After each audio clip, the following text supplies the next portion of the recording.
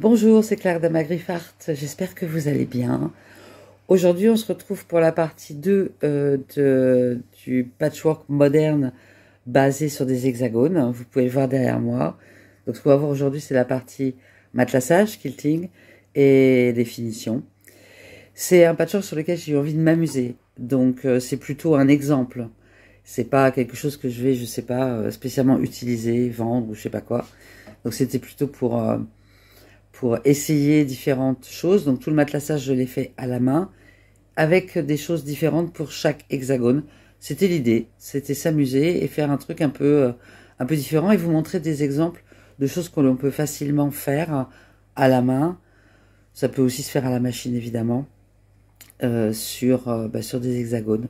En fait, on peut être classique ou on peut s'amuser à faire des choses différentes. C'est ça que j'avais envie de montrer dans cette vidéo. J'espère que ça vous plaira. Si c'est le cas, pensez à mettre un petit peu j'aime, pensez à vous abonner si ce n'est pas encore fait, à poster vos messages dans les commentaires. Tout ça, ça aide beaucoup la chaîne YouTube à se développer. Et vous êtes de plus en plus nombreux et c'est génial. Ok, et bah place au tutoriel.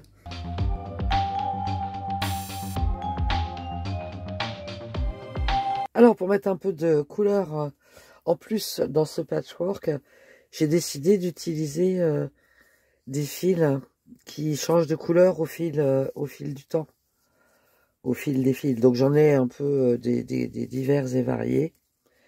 Et je vais utiliser des couleurs différentes selon la couleur de base du bloc. Donc, par exemple... On le voit peut-être pas très bien, je viens de finir celui-là.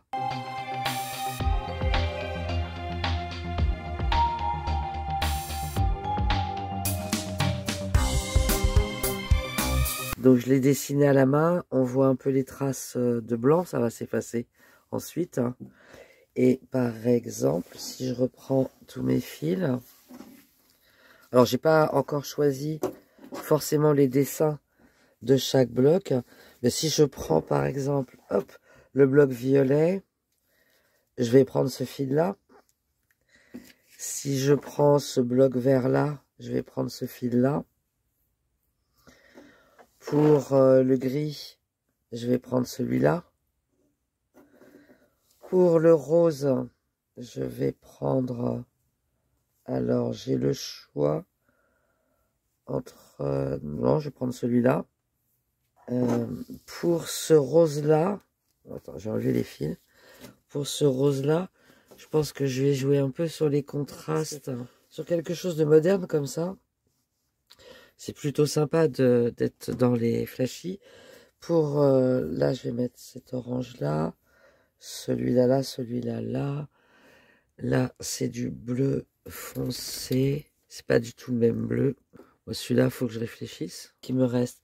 Pour le noir, je vais prendre le même gris que là. Pour ce beige très clair, il faut que je réfléchisse aussi. Pour ce gris clair, je vais prendre pareil. Celui-là, je pense. Celui-là est très beau. Il pourrait faire aussi... on a exactement le ton là. Là où effectivement je vais être un tout petit peu plus embêté, c'est sur ces tons-là. Mais il est probable que celui-là finalement aille bien. Que celui-là il puisse aller là. Donc je vais voir un petit peu comme ça. Donc je change de dessin à chaque bloc. Et 2, je change de fil aussi. Comme ça met un peu de dynamisme. Donc, après, je regarde un petit peu qu'est-ce que j'ai envie, qu'est-ce qui serait joli comme motif. Alors, on est toujours dans la partie quilting, donc on part du milieu. J'ai pas vraiment de milieu, là, le milieu est là. J'ai fait le rouge, maintenant, je vais faire le violet, donc je vais pousser l'épingle, puisque pour l'instant, je m'occupe de l'intérieur. Et puis, regardez un peu, donc là, j'ai fait des ronds. Qu'est-ce que je vais faire là? Donc, je vous montre ça tout de suite. Donc, le rouge, j'ai fait des ronds. Le violet, j'ai fait une espèce de coquille comme un peu comme une coquille Saint-Jacques. Bon, là, je lui ai fait une cicatrice. Hein. Je vais vous montrer comment je fais. En sortant le fil pour le couper, j'ai coupé le tissu. Donc ça c'est une grosse bêtise. On est sur un truc moderne. Peut-être que je rajouterai du coup des petits zigzags comme ça de façon à que on ne voit pas que ce soit une erreur, mais que ce soit comme quelque chose de voulu. On est dans du patchwork moderne, on peut faire des cicatrices. Pour celui-là, je viens de tracer 4 traits. J'ai choisi ce fil-là qui est celui qui me semble-t-il, dans ce que j'ai, va correspondre le mieux. Donc là, pour le coup, celui-là, c'est du DMC. Mais j'ai mis ensemble tous les fils avec des couleurs qui changent comme ça. Vraiment, j'aime beaucoup, beaucoup ces fils-là. Et en fait, je tire un fil ou deux, peu importe. Moi, je préfère tirer qu'un seul fil. Et avec ce fil, je vais le doubler. Alors, oui, je sais, il y a des gens qui m'ont dit on peut prendre du coton perlé, j'en ai pas. On peut prendre, bien sûr, du fil à quilter, je n'en ai pas. Et à la fois pour des raisons économiques et à la fois pour des raisons de place, je ne vais pas acheter des fils de coton perlé ou des fils spéciaux pour le quilting. Ce sont quand même des fils, des bobines qui valent assez cher. Et sincèrement, quand je veux faire un projet comme ça, là je vais utiliser pour chaque bloc, je pense, ou globalement à peu près, un fil de couleurs différentes. Donc je vais pas vraiment m'amuser à avoir des fils de quilting, hein, si je les trouve, de plein de couleurs différentes. Alors ensuite, une fois que j'ai mon fil, je prends mon aiguille longue. Et du coup, je double. Alors oui, enfin, parfois on peut être un peu embêté parce qu'on double le fil. Oui, on peut aussi faire avec. Moi, ça me dérange pas. Mon objectif premier, c'est quand même et avant tout d'utiliser ce que j'ai. Et je considère que j'ai assez pour ne pas acheter des tonnes de choses tout le temps. C'est pas du tout dans ma philosophie. Donc, par principe, je commence toujours le plus près du centre. Puisque quand on commence, alors je vais me mettre dans l'autre sens. Quand on commence, on va venir glisser de façon à, hop, se mettre. Alors là, mon trait n'est pas tout à fait à la pointe, c'est pas grave. Je vais y aller moi. Ah. Et ouais, en fait, avec ces tissus-là, il faut 3 nœuds. Après, une fois que je suis là, bah, je prends mon tissu, je vérifie qu'il est bien tendu et ben, je viens tout simplement suivre les lignes.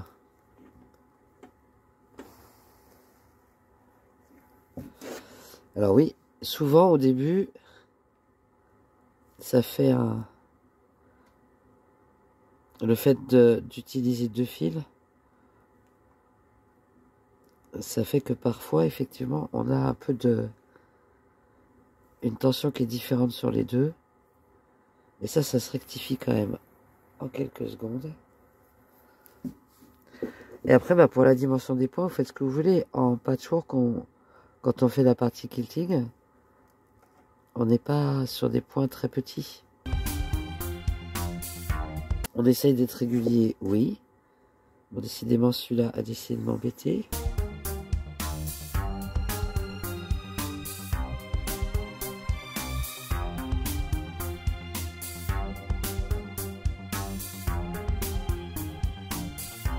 Alors, quand j'arrive au bout, ce que je fais, c'est que je viens piquer, ressortir, faire un point d'arrêt. Alors, il faut bien là, pour le coup, que les fils soient bien tendus. Et je repique. Et je viens sortir. Alors, je vais que sur mon tissu du dessus. Et je ressors un peu plus loin. Et c'est comme ça, tout à l'heure sur le violet, que j'ai fait un trou. Voilà. Pareil. Et je vais faire pareil pour ces 2 branches-là. Et puis je vais continuer ainsi de suite sur tous les hexagones. Et ben voilà, puis après, je vous montre ça au fur et à mesure. Alors je joue avec le soleil, ce qui n'est pas désagréable. Je vais utiliser cette forme-là pour le vert. Et je vais la mettre comme ça, comme ça, comme ça, comme ça, comme ça et comme ça. Donc, je vais partir vraiment de l'angle. Et je vais mettre ma règle pour m'assurer que je suis bien alignée. Alors, désolé, il y a un jeu d'ombre et de lumière là, mais...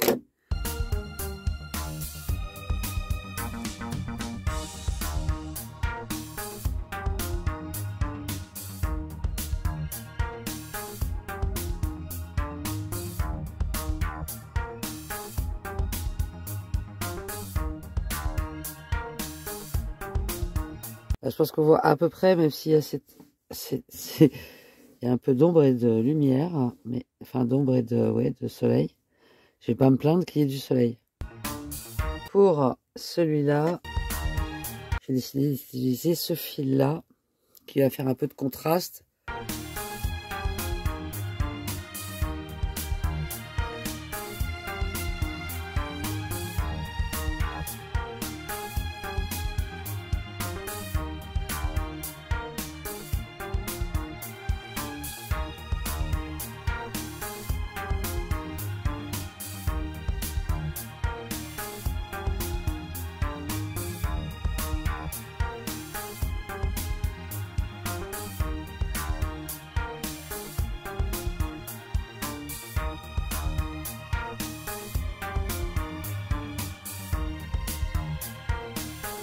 Alors, il y a certaines formes que j'ai tracées avec une règle ou avec un outil. Là, vous l'avez vu faire. Là, c'était avec un rond.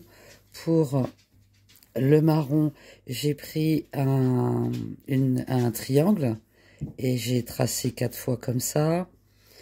Pour celui-là, j'ai pris, hop, j'ai pris des petits ronds. Le gris, je l'ai complètement tracé à la main, comme ça. Et voilà. Le petit rose, j'ai repris cette forme allongée et je l'ai reproduite plusieurs fois. Pour celui-là, j'ai fait, ça c'est pas le noir, c'est le gris, je sais pas de quelle couleur il est. C'est le bleu. Alors, on voit encore les traces du stylo blanc qui s'efface avec la chaleur. Donc, je vais repasser quand j'aurai tout fini. Celui-là, j'ai fait un quadrillage un peu en diagonale. Pour le petit rose, j'ai repris la forme de l'hexagone. Et je suis allée là, mais je pense que je vais faire un peu plus. Pour le gris, j'ai fait des vagues à la main. Pour le noir, j'ai fait des diagonales. Donc, on ne voit pas bien, mais il est cousu aussi. Au dos, hop, au dos, comme on a des fils différents, forcément, là, on voit par exemple bien le rouge. Là, on voit ce qui est en jaune, cette partie-là. Et puis, ce qui est en vert, on voit un peu moins bien. Là, on voit bien les ronds. Donc voilà, là, on voit un petit peu les triangles. Donc, c'est selon les couleurs qui sont utilisées. C'est plutôt sympa. Donc, en fait, globalement, ce que j'ai utilisé, c'est l'hexagone. À la fois pour les hexagones et à la fois pour certains traits. Des petits cercles comme ça, j'en ai de plein de dimensions. Et cette forme-là, je l'ai en 3 ou 4 dimensions. C'est la plus petite. Et puis, une règle. Alors, je vais faire l'orange maintenant. Et alors, la difficulté, entre guillemets, c'est de trouver des idées différentes pour chaque bloc, mais en même temps, c'est assez sympa. Donc, je pense que pour l'orange, j'ai déjà fait des lignes comme ça pour le gris, donc je vais faire des lignes un peu comme ça. Donc, en fait, je tends bien mon tissu, et puis je pars comme ça. Alors, je ne sais pas si vous allez bien voir, parce que C'est assez drôle, il apparaît pas toujours sur l'instant. J'ai fait un truc là. C'est des S en fait que j'ai fait dans la longueur. J'ai mis mon fil dans les tons orange et jaune du coup. Et je vais faire de la même façon. Donc je vais partir, peu importe, mais je vais partir du centre là.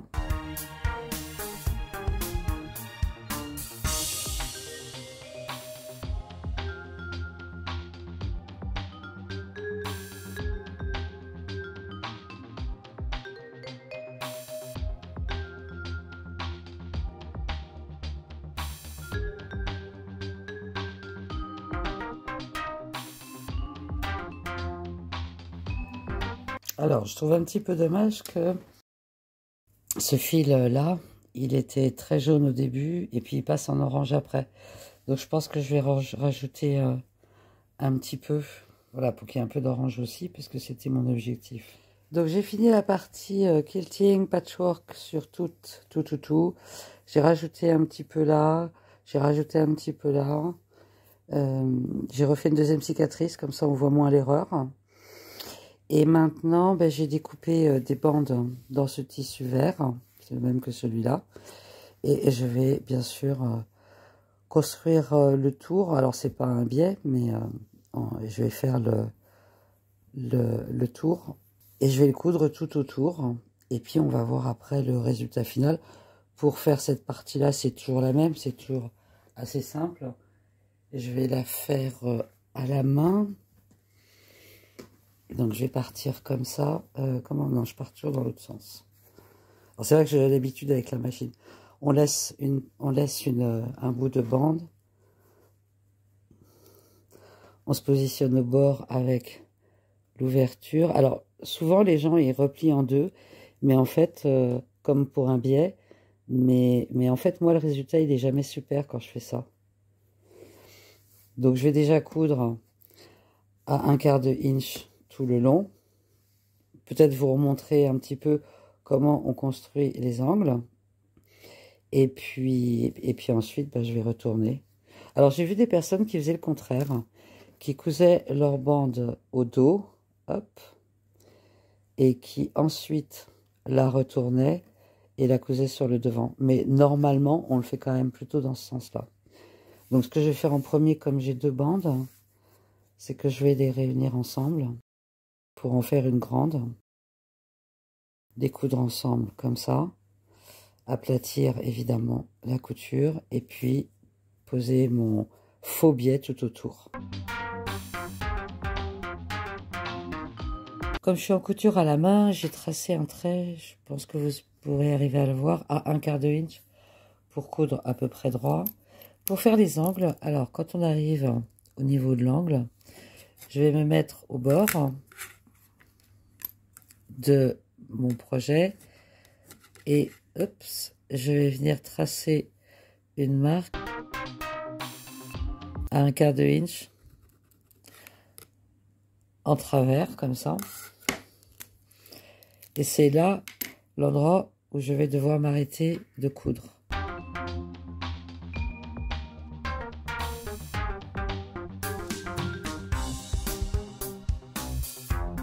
Et on va venir faire un point d'arrêt. Alors vérifiez bien que tous vos tissus sont bien tendus. Et je vais venir faire un point d'arrêt là où est mon trait. Quand on est à la machine, on fait un point d'arrêt, on coupe le fil et on recommence. Quand je suis à la main comme ça, je passe juste là l'aiguille de l'autre côté. Ensuite, je vais venir créer un angle. Alors c'est quoi, 45 degrés je pense. Et replier le tissu. Donc je prends mon tissu, je crée l'angle en rabattant. Je dois être normalement bien à l'angle là. Et je viens le rabattre en m'alignant à la fois là et à la fois ici. Je vais poser une épingle là.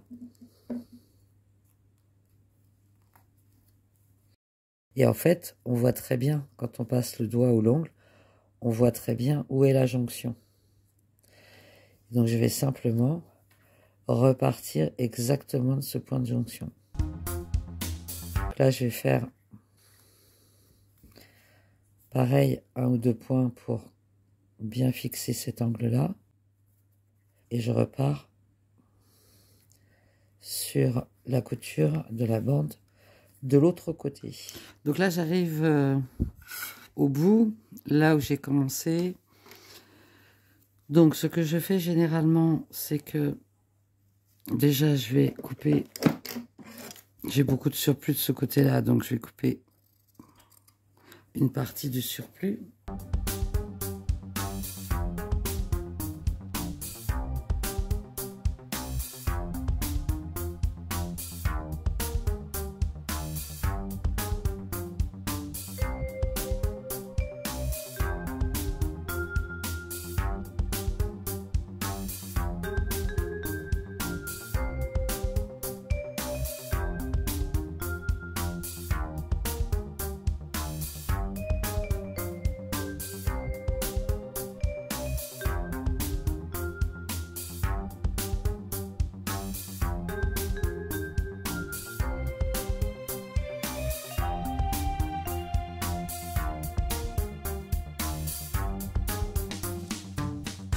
Ok, là je suis bien, donc je vais venir coudre. Pour venir coudre là où j'ai fait la marque.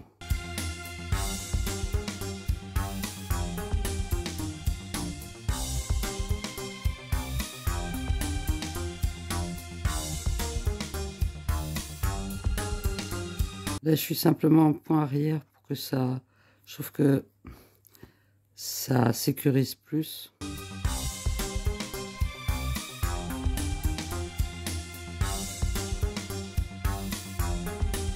Je veux la couture, je replie. Puis maintenant, je vais venir coudre la partie qui reste à coudre là. Ok, ensuite, maintenant que j'ai fait tout le tour, je vais déjà retourner un angle. Voir ce que ça donne, comme ça, si c'est joli. J'ai pas envie d'une très grosse bordure, mais pas d'une trop fine non plus.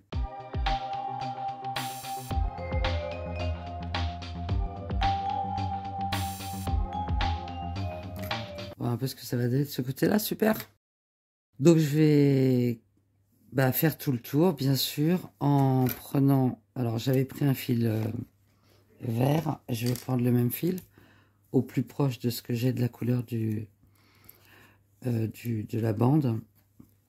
Et puis je vais coudre derrière au point invisible. Et ce sera fini. Donc quand j'arrive à l'angle... Je vais jusqu'au bout de ce côté-là, et puis je replie là. Donc normalement, on devrait avoir quelque chose comme ça, qui corresponde complètement. C'est pas toujours à 100% garanti.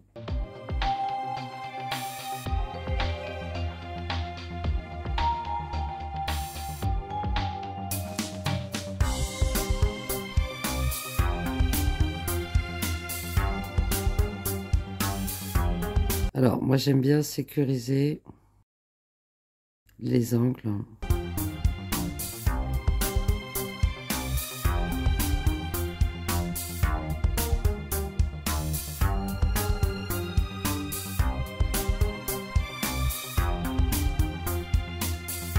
Ça fait un bel angle de ce côté-là aussi. Voilà. Et on continue pour faire tout le tour. Exactement de cette façon-là.